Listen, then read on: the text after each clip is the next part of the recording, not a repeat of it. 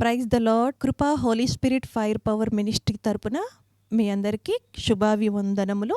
దైవజనుడు గాడ్సన్ గారు దైవ సందేశమును అందించు ఉండగా మీరందరూ విని ఎంతగానో బలపడాలని, ఆత్మీయ మేలులు ఆశీర్వాదాలు పొందుకోవాలని మన ప్రభువుడైన రక్షకుడైన యేసుక్రీస్తు వారి పేరట మేము ప్రార్థిస్తూ ఉన్నాము. Praise the Lord. God bless you to all. ఎంతమంది ఒక గొప్ప అద్భుతమైన జయ జీవితం జీవించాలని ఆశ కలిగి ఉన్నారు? చేతులు పైకి ఎత్తారా? అపజయము చూడని జయవంతమైన జయ జీవితం నాకు కావాలి అని ఆశ కలిగిన వాళ్ళు చేతి పైకి ఎత్తారా? సగం ఎత్తద్దు, పూర్తిగా ఎత్తాలా? సగం వెంటనే ఎత్తకూడదు. కొట్టు గట్టిగా చెప్పండి హల్లెలూయా. దయచేసి బయట వరకు త్వరగా వచ్చి లోపల కూర్చోవాలి. వంట చేసుకోవాలి తప్ప పదమూల ఉప్పులు కూడా బయట ఉండదు. అందరూ లోపలికి వచ్చాయి. ఈరోజు జయ జీవితం జీవించాలంటే ఏం చేయాలి? క్రైస్తవ జీవితంలో దేవుడు మనకు గొప్ప జయ జీవితాన్ని ఇచ్చాడు. అయితే ఆ జయ జీవితాన్ని మనం అనుభవించే విషయంలో అనేకులు ఏమవుతారంటే ఫెయిల్యూర్ అవుతూ ఉంటారండి. జయ జీవితం మనం ఎలా పొందుకోవాలి? జయం మన జీవిత కాలం అంతా మనం జయం పొందుకోవడం ఎలా, జయించడం ఎలా? జయ జీవితము అంటే జీవితంలో ఎన్ని భయంకరమైన అననుకూల పరిస్థితులు ఎదురైనా, ఆటుపోట్లు ఎదురైనా, యుద్ధాలు ఎదురైనా, లేని రోగ బాధలు ఎదురైనా వాటిని అధిగమించి జయించి ముందుకు అడుగు పెట్టడం ఎలా? దాన్ని ఎలా మనం సాధించాలి, జయించాలి? చాలా గమనించండి. వారి జీవితంలో విరోధమైన, వ్యతిరేకమైన, భయంకరమైన విపత్తులు ఎదురైనప్పుడు వాటిని తట్టుకోలేక వాటికి బానిసలుగా మార్చబడుతూ, వాటికి లోబడుతూ, వారి మధ్య వాళ్ళు అప్పగించుకుంటారు. అది ఏ పాపానికైనా, ఏ తప్పుకైనా, ఏ అక్రమానికైనా, ఏ అన్యాయానికైనా, ఏ దౌర్జన్యానికైనా, ఏ దేవుడికి విరోధమైనటువంటి కారణానికైనా మనిషి తనను తాను అప్పగించుకుంటాడు. కారణం ఏంటి తెలుసా?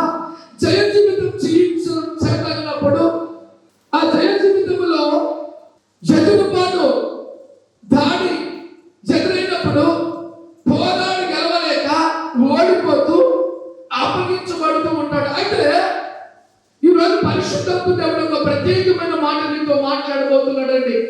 ఒక జయ జీవితం జీవించాలి, జీవితంలో జయం పొందుకుంటూ అంచెలంచెలుగా ఎదగాలి అంటే ఏం కావాలి అని దాని గురించి ఈరోజు పరిశుద్ధాత్మ దేవుడు మీతో ప్రత్యేకంగా మాట్లాడబోతున్నాడు. చాలా మంది క్రైస్తవ జీవితంలో జవ జీవితానికి ఓడిపోయడానికి మొట్టమొదటి కారణం ఏం తెలుసా?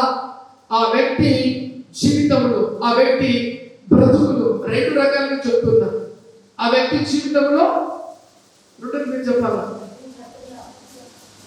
కడప భాషలో చెప్తే వాక్యం దిగుద్ది. ఖడ్గము కడుపు హృదయములు చిక్కుకు చెప్పుకోబోతుంది. కడప భాష వాడకపోతే మనకు అస్సలు అర్థం కాదు. ఏం చెప్పాను నేను? రెండు చెప్పాను. జీవితంలో అంటే చాలా అయిపోతుంది. నేను ఎట్టుల్లో పోలేదు. అదే బ్రతుకులు అంటే చాలా ఘాటుగా గుచ్చుకుంటుంది.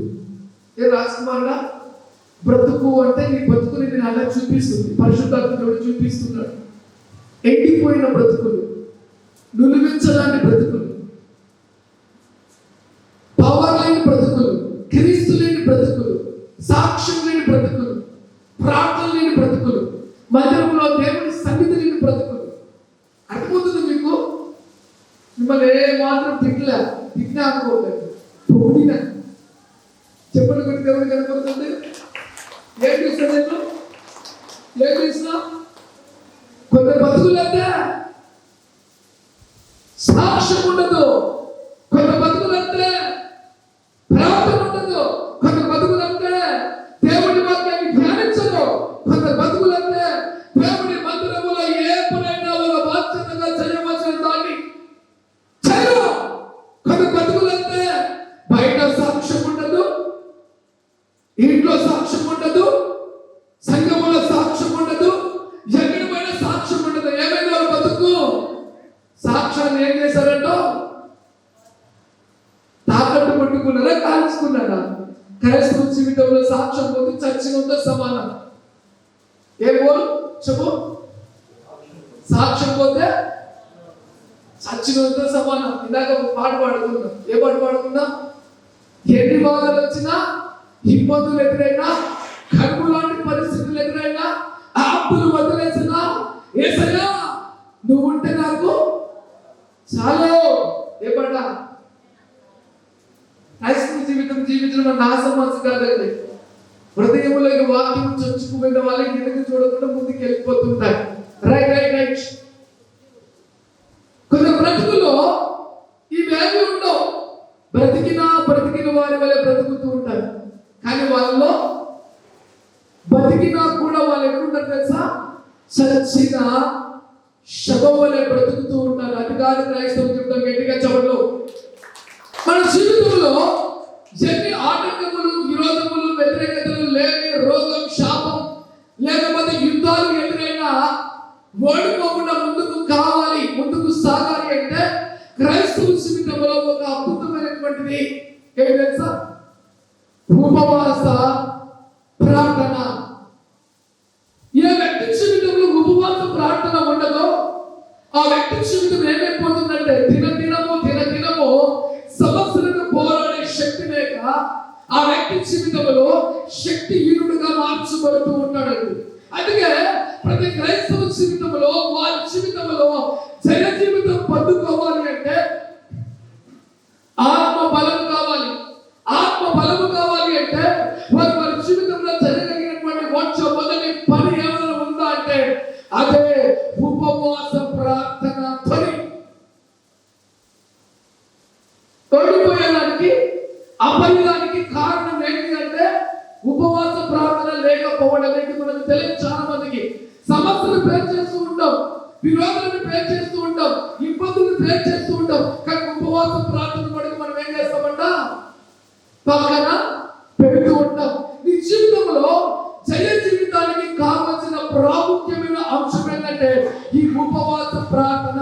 ఇది గుర్తుపెట్టుకోండి. రెండోది, ఆ ఉపవాస ప్రార్థనలో ఆయుధంలాగా నీతో పనిచేయాలి అంటే చాలా ప్రాముఖ్యమైన విషయం ఏంటంటే నిన్ను నీవు నీ పాపములను ఒప్పుకొని విడిచిపెట్టి దేవుని సన్నిధిలో సరి చేయబడి ఉపవాసం ఉండాలి. అప్పుడే నీకు జయ జీవితం. నువ్వు దేవుని దగ్గర కేవలం కుదరదండి. ఇది నీ వ్యక్తిగత జీవితం. క్రైస్తవ పుట్టి క్రైస్తవుడిగా మార్చబడి నువ్వు ఏది సాధించలేవు అంటే దేవుని జీవితంలో లేవు. గుడ్డి గుర్తు. ఎందుకు? బైబిల్ ఏం చెప్తుంది? నీలో ఉన్నవాడు లోకంలో ఉన్నవాడు కాడికి గొప్పవాడు. నా మనసులో ఆత్మ మండుతూ ఉంటుంది. దేవా నువ్వు చెప్పు, నేను ఏం కావాలో చేస్తా. నేను చనిపోయే లోపు చరిత్ర గుర్తు పెట్టుకోవాలి. యేసుక్రీస్తుని అంగీకరించి ఈ గాడ్ఫెల్ వ్యక్తి ఏం చేస్తాడు? గొప్పగా కాకపోయినా నా జీవితంలో చివరికి నా ప్రాణము పోయినా కూడా అది నా దేవుడికి మహిమకరంగా ఉండాలి. ఆశ అందుకే బతుకుతున్నా, అందుకే ఆయన వైపు చూస్తున్నా, అందుకే వేచిన పెంటతో ఎంచుకున్నా. ఇది నేను నేర్చుకున్న దేవుని సన్నిధిలో. అయితే ఈరోజు దేవుడు నీతో మాట్లాడబడి ఒక అద్భుతమైన మాట ఏంటి అంటే, దేవుడిలారా ఘనమైనటువంటి జయ జీవితం జీవించాలి అంటే మళ్ళీ చెప్తున్నా, నీ జీవితంలో ఉపవాసము అనేది చాలా ప్రాముఖ్యమైనది. రెండోది, ఆ ఉపవాస ప్రార్థన నువ్వు స్టార్ట్ చేస్తున్నావు అంటే దానికి ముందుగా నిన్ను నీవుగా నీ మనస్సాక్షికి లోబడి పరిశుద్ధపరచబడాలి. డైరీలో రాసుకో. నువ్వు పరిశుద్ధపరచబడకుండా ఎన్ని దినములు ఉపవాస ప్రార్థన చేసినా, ఎన్ని సంఘాలు మార్చినా, ఎన్ని దినములు నువ్వు దేవుని సన్నిధిలో గోగాడినా ఆ పాపము నీ ప్రార్థనకు జవాబు రాని కూడా చేసి అడ్డుపడుతూ ఉంటుంది. Be careful. జయ జీవితానికి ఏం కావాలంట? నీ వ్యక్తిగత ప్రార్థన. ఆ పాపము నీకు బాగా తెలుసు. నువ్వు ఏం చేస్తావు, ఏం చూసావు, ఏం తలంచావు, ఏ మార్గంలో వెళ్తున్నావు. సమాధానము లేదా, ఆనందము లేదా, నెమ్మది లేదా, అబద్ధాలు చెప్పావా, చుచ్చు పెట్టావా, దేవుని ఆత్మను దొంగిలించావా, దేవుని మందిరానికి రాకుండా బ్రతుకున్నంత కాలం నిష్ఠోసంగా ఉన్నావా, దేవుని మందిరానికి నిర్లక్ష్యంగా వస్తున్నావా, కూడా దేవుని మాటకు లోపడకుండా విన్నట్లు ఉన్నావా? బైబిల్ చెప్తుంది, దేవుని మాట విని ఆ మాట చెవును పెట్టుకోకుండా దాన్ని తొలగించి ప్రార్థన చేసి వారి ప్రార్థన ధర్మశాస్త్రంకి విరోధంగా ఏమైంది రాయబడింది బైబిల్లో. B careful. అందుకే నువ్వు ఏ పాపము బంధకములో పట్టబడ్డావో,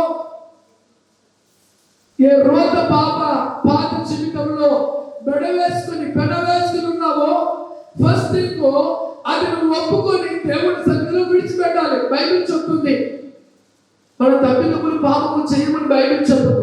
కానీ బైబిల్ ఏం చెప్తుంది తెలుసా? నువ్వు దేవుడి యొక్క భయభక్తులు కలిగినట్లుగా దేవుడి దగ్గర నీకు క్షమాపణ ఉంది. ఆయన జాలి, దయ, కృప, కనికరము కలిగిన దేవుడు కాబట్టి, ఆయన క్షమించే దేవుడు కాబట్టి, ఆయన పాదముల దగ్గరికి నువ్వు వచ్చి నువ్వు చేసిన నీకే నువ్వు ఒప్పుకుంటే నిజంగా నువ్వు తండ్రివి. నీ పాపములు దేవుడి దగ్గర ఒప్పుకొని విడిచిపెడితే, యెహోవా చేత నిర్దోషి అనిపించుకుంటే నువ్వు తండ్రికి తండ్రివి. లేదా వారి క్రియలు చొప్పున దేవుడు ప్రతిఫలం ఇచ్చినప్పుడు నువ్వు అనుభవించగా తప్ప. ఇది చాలా చాలా జాగ్రత్తగా గుర్తుపెట్టుకోవాలి. అందుకే నీ జీవితంలో జయ జీవితం నువ్వు పొందుకోవాలి అంటే నీ పాపములను, నీ తప్పిదములను, నీ విరోధములను, నీ లెక్క చేయని ధనమును, నీ వ్యక్తిగతంగా నువ్వు ఏమేమి చేస్తావో, నీ ముఖాన్ని నువ్వు అద్దములో చూసుకున్నప్పుడు ఎంత నీటి కనిపిస్తుందో, నువ్వు ప్రార్థన గదిలోకి వెళ్ళినప్పుడు దేవుడికి నీకు ఉన్న అడ్డంకములు అన్ని కూడా ఆ ప్రార్థన గదిలో ప్రత్యేకంగా దేవుడితో నువ్వు మాట్లాడి ఆయన పాదాల మీద ఆయన కదిలతో ఆయన పాదాలను తడిపి, ఇక ఎన్నడూ ఇలాంటి పని నేను చేయను నాయనా, ఇలాంటి పని నేను చెయ్యను నాయనా, ఇలాంటి తప్పిదము నేను చెయ్యను నాయనా, ఇలాంటి విరోధమైన కార్యములు చెయ్యను నాయనా, నన్ను క్షమించు అని ఆయన సన్నిధిలో క్షమాపణ పొందుకొని దానికి విలువైన కన్నీళ్లు కార్చబడతాయి. నా వైపు చూడాలి, గట్టిగా చెప్పబడాలి. కొంతమంది పుత్రుడికి ప్రార్థన చేస్తాను, అప్పుడే దేవుడు ఇది జవాబిచ్చేస్తున్నాడు అన్నట్టుగా ఉంటుంది. వినడం వీళ్ళ ప్రేమ. నిజంగా పాపం చేసిన వాళ్ళు పశ్చాత్తాపం ఎటువంటి తెలుసా? రొమ్ము కొట్టుకుంటూ నేను నీకు విరోధంగా బతికాను క్షమించమని కన్నీళ్లు కారుతూ ఉంటాయి. ఆ కన్నీళ్లు కారుతూ ఏడుస్తూ ఎవరితో మాట్లాడుతున్నారు? ప్రార్థన అంటే ఎవరితో మాట్లాడుతున్నారు? చెప్పాలా? నీకు కలగ చేసిన దేవుడితో. తెలుసా నీకు? మీకు తెలియని ఒక సత్యం చెప్తా చూడండి. నీ జీవితము, నీ శరీరం అంతటి మీద దేవుని ఫింగర్ ప్రింట్స్ ఉన్నాయి. నువ్వు ఏం చేసినా, నీ ఆలోచనలేంటో, తలంపులేంటో, ఊహలేంటో అన్ని దేవుడికి తెలుసు. దేవుడి ఫింగర్ ప్రింట్స్ నీ మీద ఉన్నాయి. నువ్వు నిజముగా పశ్చాత్తాపడినప్పుడు నా దేవుడు జాలి, దయ, కనికరము, కృప కలిగిన దేవుడు కాబట్టి నిన్ను విడిచిపెట్టడు. నేను నిజమైన పశ్చాత్తాపం లేకుండా నటించే ప్రార్థనా పరులుగా ఉన్నట్లయితే దేవుడు అన్నాడు ఆ ప్రార్థన నచ్చదు, ఆ వ్యక్తి కూడా దేవుడికి నచ్చదు. గమనించండి, నా జీవితంలో నాకు అన్నిటికంటే దేవుడు ఎక్కువ ఇష్టము, కోరిక, ఆశ, దాని కొరకు ఏదైనా పెట్టదో ఎంచుకుంటా. అందుకే దేవుడు నమ్ముకున్న మొదలుకొని ఇప్పటి వరకు నా జీవితంలో ఒక్క ఆదివారాన్ని కూడా నేను దేవుడి మందిరాన్ని విడిచిపెట్టాను. మనము లెక్కలేనన్ని తూలి విడిచిపెట్ట మనసాది బండరాయ. డౌట్ క్లియర్ చేయండి. మనసా ఒకరోజు దేవుడి మందిరంలో నేను గడపకపోతే నా ఆత్మ కొట్టుకుంటుంది. నువ్వు తప్పు చేస్తున్నావు. 6 దినములు కష్టపడి పని చేయి, 7వ రోజు మహా గొప్ప దేవుడి మందిరంలోకి వచ్చి సేద తీర్చుకో, నేను నిన్ను ఆశీర్వదిస్తా అన్నాడు కదా అని భయం. దేవుడి దగ్గర దొంగలిందని భయం. కానీ మనకు దొంగ ప్రార్థన చేసే వాళ్ళకి ఎట్లుంటారంటో, మళ్ళీ మీరు ఎన్నెన్నో ప్రార్థనకి వెళ్తారు, కానీ ఆత్మీయ జీవితంలో దేవుడితో కనెక్ట్ ఏమైంది? వీళ్ళకి లేదు. దేవుడితో ఉన్న అద్భుతమైన లింకును పోగొట్టుకుంటారు. కానీ బైబిల్ ఎన్ని చోట్ల దినములో నేను వారిని ఆనందింపజేసేటలో నేను వారికి ప్రభువై ఉన్నాను అన్న మాట చెవిన ఒక చిన్న ఎగ్జాంపుల్ చెప్తున్నా. మన పరిస్థితి ఏ స్థితిలో ఉంది? ఒక ఆదివారం మందిరము రాలేదు అంటే నా ప్రాణము తల్లడిల్లిపోతుంది, కొట్టుకుంటుంది. లేటుగా వస్తుంది, కొట్టుకుంటుంది. మనం ఎక్కుతుందంటే ఆరాధన అయిపోయినప్పుడు వస్తాం, వాక్యపంచలు అయిపోయినప్పుడు వస్తాం, వాక్యపంచలు చదువుకున్నప్పుడు వస్తాం. అసలు కొంతమంది బలారాధన, కొంతమంది నిజంగా నాకు అనిపిస్తుంది దేవుడికి మీరు ఇచ్చే ప్రాధాన్యత ఏంటి? దేవుడికి మీరు ఎంత భయపడుతున్నారు? దేవుడికి ఎంత లోపడుతున్నారు? దేవుడితో కనెక్ట్ మీకు ఎంతుంది? హృదయం నిండా బాగా నా జీవితంలో ఎప్పుడు కూడా నేను నిర్లక్ష్యంగా వచ్చేవాడిని కాదు, లేటుగా వచ్చేవాడిని కాదు. ఒకవేళ నేను మందిరానికి లేటుగా వస్తున్నా అంటే నా ఆటో నిన్న జనాలను ఎత్తుకొని వచ్చేవాడిని. మన బ్రతుకులో బ్రతికినంత కాలం మొట్టమొదటి ప్రార్థనకు నా దేవుడి మందిరంలో నేను ఉండాలా అనే మంట ఎంతమందికి ఉందా? నా కోసం నేను చెప్పలా. నేను చెబుతున్న ప్రతి మాటని డైరీలో రాసుకో. నీ కోసము, నీ పిల్లల కోసం, నీ కుటుంబం కోసం, నీ సాక్షి కోసం, దేవుడితో నువ్వు జీవించే జీవితంలో లోకము యావత్తు చూసి, దేవుడు దాన్ని చూసి నిన్ను ఆశీర్వదిస్తే నీ పగవాడు రొమ్ము కొట్టుకోవాలి. నువ్వు లోబడవు, దేవుడు ఇవ్వడు. బైబిల్ చెప్తుంది నమ్మకమైన వారికి మెండైనా నువ్వు వ్యతిరేకించేంత వరకు దూరం అవుతూనే ఉంటావు. కానీ దరిద్రుడు అనేక వాళ్ళు గర్దిస్తూ ఉంటాడు, చెబుతూ ఉంటాడు. తెలుసా, మీ దైవజనుడికే కాదు, ఏ దైవజనుడికైనా సంఘములో ఏ వ్యక్తి రాకపోయినా ప్రసవ వేదంతో దేవుడి సన్నిధిలో ఏడుస్తుంటాడు. తప్పిపోతున్నారు. ఈ రాక దినములో కల్పన కథలకు లోనైపోతున్నారు. ఒక్కొక్కరు మాయా బోధలకు లోనైపోతున్నారు. సుఖముతో కూడిన బోధ కావాలా? ఏ బోధ కావాలా? ఈ భాషను సరి చేస్తారు. ఆ భాషకి ఏమి తెలుసు? ఏమి తెలియదు ఆ భాషకి. కొత్తగా వచ్చిందా? అరే కమ్ బాగున్నారా? ఆ కోడి దొమ్మకూడని, ఆ కోడి దొమ్మకూడని తెలియదు. ఈయనప్పుడు మంచిదని కూడా కొద్ది రోజులు నాకు పాస్పోర్ట్ కూడా అర్థమైంది. దొంగ గొర్రెలు వచ్చినట్టు ఇది దొంగ గొర్రె, ఇది అక్కడ సంథింగ్ ఏదో చేసింది, ఇక్కడికి వచ్చింది. ఆ పాస్పోర్ట్ కూడా అర్థమైపోయింది. అది కాదు. కానీ వాస్తవానికి మనం నేర్చుకోవాలి దేవుడితో ఒక సత్ సంబంధం. చెవులు కొట్టి దేవుడు కనపరుస్తారా? నేర్చుకుంటారా? సౌండ్ ఎక్కడ రానే రాలే, ఇక్కడ సౌండ్ రాలే. ఏం మీరు నేర్చుకోరా? నేను నేర్చుకున్నా. మీరు నేర్చుకుంటే రేపు పొద్దున డాడీ మమ్మీ నన్ను నిజంగా బలిపించినావు డాడీ, బలిపించినావు మమ్మీ, నిజంగా నేర్చుకున్న డాడీ మమ్మీ అంటారు. రేపు పొద్దున నువ్వు నేర్చుకోలేదు అనుకో, డాడీ ఇక నేను సినిమా చూపిస్తున్నాడు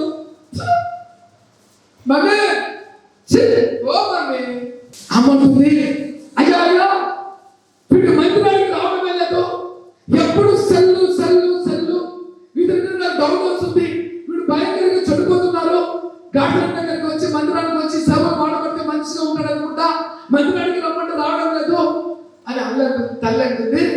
పిల్లోడు అంటాడు, నా ఇంట్లో ఒక్కకు ఎప్పుడు పండుగకు మందిరానికి పోయాడు, మా అమ్మ ఎప్పుడు బూతులు మాట్లాడుతుంది. మా అమ్మ చెప్తే నేనేంటి తింటానా? మా అమ్మ మారమని చెప్పు, నేను మారతా. ఇప్పుడు ఇద్దరు ఎవరికి సపోర్ట్ పోవాలా?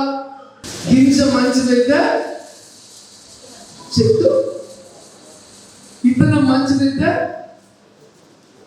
కాయ మంచిదైతే, ఇక్కడ ఇతనము ఎత్తిపోయింది, కాయ ఎక్కుపోయింది. పరిస్థితి ఎట్లుంటది? రేపు పొద్దున దారుణం. అందుకే అలాంటి పరిస్థితి కాకుండా చెప్తున్నా, బి కేర్ఫుల్. దేవుడి వాక్యం నీకు, నీ కుటుంబానికి, నీ పిల్లలకు ఎంతో ఎంతో ఎంతో ఎంతో దీవెనకరమైనది. ఆమేన్, హల్లెలూయా. జయ జీవితం జీవించడానికి ఒక ఆయుధము లాంటిది ఏదైనా ఉందంటే ఫాస్టింగ్, ఉపవాస ప్రార్థన. ఆ ఉపవాస ప్రార్థన స్టార్ట్ చేసేదానికి ముందుగా దేవుడి సన్నిధిలో నిన్ను నీవు సరి చేసుకుని, నీ తప్పిదములను, నీ పాపములను ఒప్పుకొని విడిచిపెట్టి నువ్వు దాన్ని స్టార్ట్ చేసినట్లయితే దేవుడు ఖచ్చితంగా ఆ ప్రార్థనకు జవాబిస్తాడు. దేవుడి వాక్యములో చూద్దాం. కీర్తనలు 51వ కీర్తన 2వ వాక్యం చదువు. మార్కు కీర్తన 51:2. నా దోషము పోవునట్లు నన్ను బాగుగా నా కడుగు. దోషము పోవునట్లు. నన్ను బాగుగా కడుగు. చూడండి, కీర్తనకారుడు దేవుని సన్నిధిలో కూర్చున్నప్పుడు ఏమేం చేశాడో, ఏమేం ఆలోచన చేశాడో, ఏమేం పొంగాడో వాటిని జ్ఞాపకం చేసుకుంటూ నా దోషము యావత్తు పోవునట్లు. మీరందరూ పలకండి. మనము పాపం చేసి దోషం వస్తుంది తెలియదు, మనకే కనిపించదు, కానీ ఆ దోషము మనల్ని వెంటాడి శాపాన్ని తీసుకువస్తుంది. B careful. అందుకే కీర్తనకారుడు అంటున్నాడు, ప్రభా నీకు విరోధంగా నేను జీవించాను, నా దోషము పోవునట్లు. ఇక ప్రపంచంలో ఒక వ్యక్తి యొక్క దోషాన్ని ఎవరు తీసివేయలేరు. ఆ దోషము యేసు రక్తముతో కడగబడి అతను దేవుడి పాదాలు పట్టుకుంటే తప్ప ఆ దోషానికి ప్రాయశ్చిత్తము లేదు. అందుకే కీర్తనకారుడు అంటున్నాడు, నా దోషము పోవునట్లుగా నన్ను బాగుగా నన్ను కడుగు. బాగుగా కడుగు. నీ దోషములు పరీక్షించుకో. సింపుల్ గా మాట్లాడే సరిపోయావు, జ్ఞానం ఉపయోగించావు, తెలుగును ఉపయోగించావు, నటనను ఉపయోగించావు, అబద్ధాన్ని ఉపయోగించావు, దొంగతనాన్ని ఉపయోగించావు, నటన ప్రేమను ఉపయోగించావు, రహస్యాన్ని ఉపయోగించావు. నువ్వు ఏమేమి ఒప్పుకొని చేసుకుంటున్నావో, నీ ఇష్టాసంగా చేస్తున్నావో వాటికి ఏముంటుందంట? దోషము. నీ దోషము నిన్నే వెంటాడుతుంది. నీ దోషము నిన్నే వెంటాడుతుంది. Be careful. అందుకే అంటున్నాడు, అయ్యా నేను నీకు విరోధంగా పాపం చేశాను, నా దోషము ఎలా పోవునట్లుగా నన్ను బాగుగా కడుగుము. మీకు తెలుసా, మనము నవ్వుతో ఆనందంతో అనుష్ఠానంగా చేస్తున్న పాపాలకు దోషం అనే శాపం మన మీదకి వస్తుంది. అందుకే జాగ్రత్త పడాలి. అందుకే మనము జాగ్రత్త పడాలి. రైట్. అయితే ప్రియ దేవుని బిడ్డలారా, చాలా ప్రాముఖ్యమైన మాటలు నేను మీతో పంచుకోవడానికి ప్రయత్నం చేస్తాను. రోమీయులకు రాసిన పత్రిక 8వ అధ్యాయము 5 నుంచి 8 వరకు చదువుకుందాం. శరీరానుసారులు శరీర విషయముల మీద మనస్సుంకరు. చూడండి, చాలా జాగ్రత్తగా జ్ఞాపకం ఉంచుకోండి. శరీరానుసారులు శరీర విషయముల మీద మనస్సు ఉంచుకుని, ఈ మాట అండర్లైన్ చేసుకోండి. శరీర సంబంధమైనటువంటి మనస్తత్వం కలిగిన వారు, శరీరానుసారమైన ఆలోచన కలిగిన వారు దేవుడి మీద అంత ఇంట్రెస్ట్ ఉండదు. తిందామా, తాగుదామా, పనికి పోదామా, ఏ మందిరానికి వారం పోకుండా మనలే, రేపు వారం పోదాంలే, ఇంకొక పని ఉంది పోదాంలే, ఇంకో చోటుకి వెళ్దాంలే, ఇంకొక పనికి వెళ్దాంలే, ఇంకొకటి. అంటే వారి మనసు లోక సంబంధమైన వ్యక్తులుగా వాళ్ళు ఉంటారు. Be careful. అంటే నా చూడండి, హల్లెలూయా చెప్తారా? చేతులు పైకి ఈ దేహం ఉంది కదా ప్రభుయా, రే పోదులేనా, రే పోదులే మందిరానికి, వాక్యానుసారంగా జీవించు. మన వల్ల అయితే కదా మనం బలిహీనంగా అబద్ధపడి మోసం చేయి. మనము శరీర సంబంధము, లోక సంబంధం కాబట్టి లోక సంబంధమైన థింగ్స్ నువ్వు ఎప్పుడు పడిపోయినావు, నీ శరీరమైన జీవితాన్ని గొప్ప నాశనం చేస్తుంది. చెప్పండి కొట్టి దేవుడు. ఈ దేహమే, ఈ శరీర కోరికలే, ఈ దేహములో ఉన్న శరీర కోరికలే నీ దేహాన్ని ఆత్మ సంబంధమైన వ్యక్తిగా మార్చకుండా నీ దేహమే నిన్ను నాశనం చేస్తుంది. అందుకే ప్రార్థనలో, అందుకే మోకరించు, అందుకే దేవుడి గురించి రోషం కలిగి జీవించు, అందుకే ఆత్మానుసారంగా దేవుడు నన్ను చూస్తున్న భయపడవు. కానీ దేవుడికి ఎప్పుడు నువ్వు భయపడవో, నువ్వు చేసేవన్నీ కూడా లోక సంబంధమైన కార్యాల ద్వారా నీ శరీరము, నీ ఆత్మ రెండు కూడా ఆ దోషాన్ని ఫలిస్తూ ఉంటుంది. వీళ్ళు మంచి వాళ్ళు కాదు, ఈమె అబద్ధికురాలు, ఇతను అబద్ధికుడు, ఇతను ఇంకో టైప్ ఆఫ్ మనిషి. ఎందుకు? ఇతను దేవుడు లేడు, లోకములో ఉన్నాడు. ఎందుకు? లోక సంబంధమైన తలంపులు కలిగిన వ్యక్తి, లోక సంబంధమైన కోరికలు కలిగిన వ్యక్తి లోక సంబంధమైన మార్గాలను ఎంచుకుంటాడు. అర్థమవుతుందా? బెనిఫిట్ అంటే తెలుసా? బెనిఫిట్ ఏది పోగొట్టుకోడు. నాకు ఏది లాభకరమో అదే రూట్ ని వెళ్తా అంటాడు. కానీ దేవుడి వాక్యం ఏం చెప్తుంది చూద్దాం. శరీరానుసారులు శరీర విషయముల మీద మనస్సుంతురు, శరీర విషయంలోనే మనసు ఉంచుతున్నారు. ఆత్మానుసారులు ఆత్మానుసారులు ఆత్మ విషయముల మీద మనస్సుంతురు. ఆత్మ విషయం మీద మనసు ఉంచుతున్నారు. గట్టిగా చెప్పాలా? చెవులు కొడితే కనపడుతుంది. అరే దేవుడి వాక్యం ఎలా చెబుతుంది? నా వైపు చూడాలి అందరూ కూడా. అరే దేవుడి వాక్యం ఎలా చెబుతుంది? దేవుడికి విరోధంగా పాపము చేస్తే, దేవుడి వాక్యాన్ని లెక్క చేయకుండా జీవిస్తే నేను ఏమైపోతాను? నా సాక్ష్యం ఉండదు, నా బతుకు ఉండదు, నా జీవితం ఉండదు. దేవుడికి ఎడబాసి నా జీవితంలో ఏమి పెట్టుకోలేదు. కాబట్టి ఆత్మానుసారమైన వాడు ఆత్మానుసారమైన వాటి మీద మనసు ఉంచుతారమ్మా. ఈరోజు ఆదివారం మార్నింగ్ మార్నింగ్ వెళ్ళాలి. అమ్మా నేను దేవుడి రక్తంతో కడగబడ్డ అబద్ధం అనకూడదు. అమ్మా దేవుడి రక్తంతో కడగబడ్డ నేను లోక సంబంధమైన వ్యక్తిగా జీవించకూడదు. ఆయన పరిశుద్ధమైన బలాలను చదివేయాలి. దేవుడి పరిచర్యలో నేను ఒక సాక్షిగా ఉండాలి.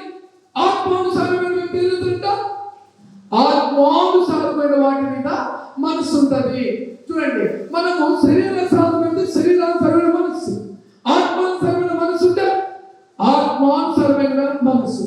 ఆత్మానుసారమైనటువంటి వాళ్ళు ఏం చేస్తారు? శరీరానుసారమైన వాళ్ళు ఏం చేస్తారు? చదువుతారు గట్టి నుంచి. శరీరానుసారులు శరీర విషయముల మీద మనస్సుంతురు, శరీర విషయముల మీద మనస్సు ఉంటుంది. టిక్కు టక్కు కావాల్సిన సుఖము సాగవలసినటువంటి అన్ని ఉండాలి వీరి దేహానికి, వీరి జీవితానికి. టిక్కు టక్కుతో కూడా అన్ని. ఆత్మానుసారులు ఆత్మ విషయముల మీద మనస్సు లేకపోయినా దీన స్థితిలో ఉన్నా, కడుపేర స్థితిలో ఉన్నా, ఏది కొదవగా ఉన్నా పర్లేదు. నేను దేవుడితో గడిపితే చాలు, దేవుడికి ఇష్టమైన జీవితం జీవిస్తే చాలు, దేవుడి కొరకు నేను ఒక రోషము కలిగి బ్రతకాలి. ఆత్మానుసారమైన వ్యక్తులు ఆత్మ విషయముల మీద మనస్సుంతురు, ఆత్మ సంబంధమైన దేవుడి వాక్యం మీద దృష్టి గురి కలిగి ఉంటారు.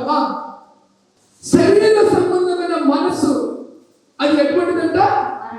మరణానికి సంబంధించిన. తిందాము, తాగుదాము, సుఖిద్దాము, ఇష్టానుసారంగా ఉందాము, దేవుడికి ప్రిఫరెన్స్ లేకుండా ఉందాము అంటే ఆ వ్యక్తి జీవితము ఎటువంటిదంటే మరణ సంబంధమైన మార్గంలోకి వెళ్తుంది. Be careful. హలో, నీ దేహమే నిన్ను అవమానాలకు, నిందలకు, సావుకు, నరకానికి తీసుకెళ్తుంది. ఎందుకు? నీ మనసు ఆత్మ సంబంధమైన వాక్యం మీద లేదు, లోక సంబంధమైన వాటి మీద ఉంది. కాబట్టి లోక సంబంధమైన వాటి కొరకు చూస్తూ పరిగెత్తినప్పుడు నీవు పొందుకునేది ఏంటంట? మరణము. ఆ మరణము పెద్ద చెప్పుకునేంత విధంగా ఉండదు. చెడ్డ పేరు, చచ్చిన చెడ్డ పేరే. మాట మార్చి చెబుతున్నా, బతికిన చెడ్డ పేరే. వాళ్ళు లోక సంబంధమైన వ్యక్తులుగా బతికేదానికి తెగించినప్పుడు దేన్నైనా లెక్క చేయరు. అర్థమవుతుంది మీకు? ఆత్మకి ఎందుకు చెప్పబడుతుంది? అర్థమవుతుంది మీకు? రైట్, తెగించారు. వాళ్ళు తెగించే వాళ్ళ తీర్మానం తీసుకుంటారు. అయితే ఆత్మ సంబంధమైన వ్యక్తులు ఎటువంటి వాళ్ళు ఉంటారు? ఆత్మానుసారమైన మనస్సు జీవమును సమాధానమైనది. గట్టిగా చెప్పట్లు. జీవమును సమాధానమునైనది. గట్టిగా చెప్పట్లు. జీవాన్ని నువ్వు ఎలా ఎదుగుతావు? జీవం నీలో ఉన్న జీవం ఎలా అభివృద్ధి పొందుతుంది? జీవం ఎలా అభివృద్ధి పొంది నిన్ను ఉన్నతమైన స్థితికి వెళ్తుంది? నీ దినములో ఆయుష్ పెంచండి రండి. నిజంగా నీ జీవితంలో ఆత్మానుసారంగా బ్రతకడం మొదలు పెడితే నువ్వు జీవించు సంవత్సరములో, సుఖముతో గడుపు సంవత్సరములో లాంగ్ పీరియడ్. అర్థమవుతుంది మీకు? ఆత్మానుసారమైన వ్యక్తులుగా జీవిస్తే నువ్వు చాలా సంవత్సరాలు జీవిస్తావు. రెండోది నీకేముంటుందంట? దేవుడితో సమాధానం ఉంటుంది, మనుషులతో కూడా సమాధానం ఉంటుంది. ఎవరికి? అందరికీ ఉండదు. వాటిపైన పెట్ట మనస్సాక్షి కలిగిన వ్యక్తులకు కాళ్ళు పడుకున్న క్షమించలేని మూర్ఖమైనటువంటి వ్యక్తులు నేను చూశానండి. ప్రతిఫలాన్ని కూడా క్షమించలేని వ్యక్తులు నేను చూశాను. నా వైపు రకరకాల వ్యక్తులు నేను చూశాను. క్షమించలేని వ్యక్తులే కాదు, రకరకాల విరోధమైన వ్యక్తులు నా కళ్ళతో నేను చూసి నాకే భయం పుట్టింది. ఓ దేవా, వీళ్ళకు వాక్యం చెప్పినా కూడా అర్థం కాదు. ఇంత ఎంత మూర్ఖులా అనిపించింది. Be careful. ఈ రోజు దేవుడు వాక్యం మీకు చెప్తుంది, ఆత్మానుసారమైన మనుషులు ఏమంటా? జీవమును సమాధానమును జీవమును సమాధానములైన చూడ ఆత్మానుసార వ్యక్తులు వెంటనే క్షమించండి అమ్మమ్మ మీరు ఆ మాట అనుకున్నారు. రెండోది, మనం జీవం అనే మార్గంలో నడుస్తూ వెళ్తుంటారు. ఇంతకు మనము ఆత్మానుసారమైన వ్యక్తులమా, శరీరానుసారమైన మనుషులమా?